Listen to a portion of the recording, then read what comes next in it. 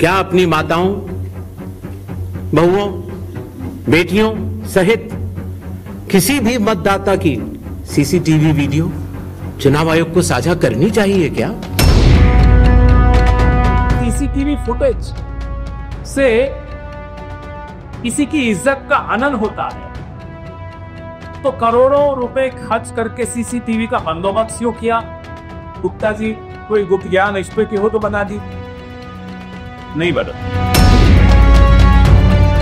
हमने कुछ दिन पहले देखा कि कई मतदाताओं की फोटो उनकी अनुमति के बिना मीडिया के समक्ष रखी गई,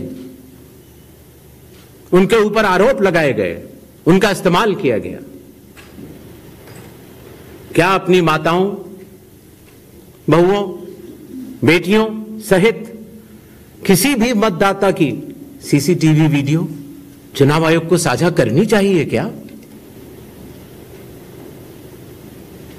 मतदाता सूची में जिसका नाम होता है वही अपने प्रत्याशी को चयनित करने के लिए वोट डालता है।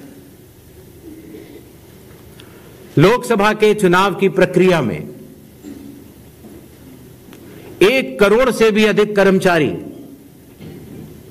10 लाख से भी अधिक बूथ लेवल एजेंट्स,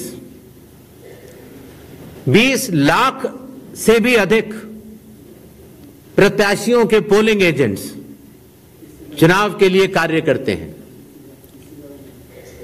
इतने सारे लोगों के समक्ष इतनी पारदर्शी प्रक्रिया में क्या कोई भी मतदाता वोट की चोरी कर सकता है? कुछ मतदाताओं द्वारा दोहरे मतदान के आरोप लगाए गए, सबूत मांगने पर जवाब नहीं मिला। ऐसे मिथ्या आरोपों से न तो चुनाव आयोग डरता है और न ही कोई मतदाता। जब चुनाव आयोग के कंधे पर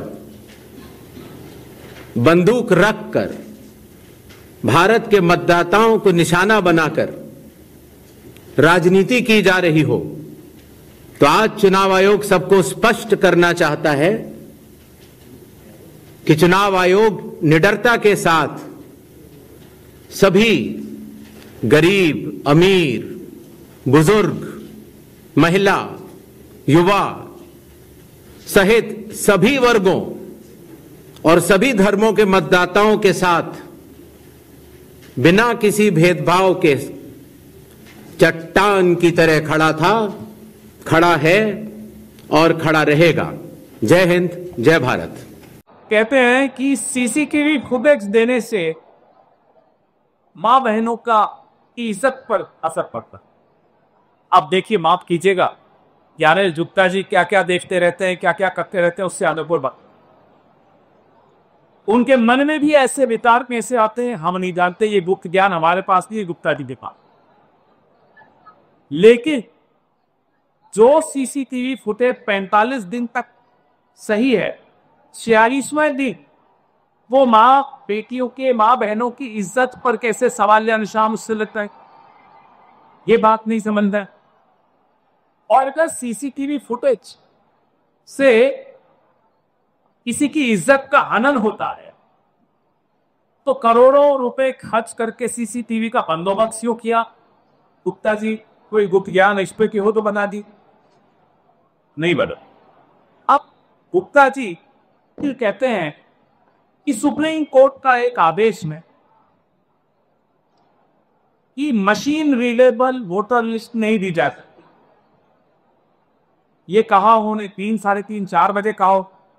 7 बजे मशीन रीडेबल डिलीटेड वोटर्स की लिस्ट 65 लाख लोगों की मशीन रीडेबल लिस्ट अपलोड कर दी।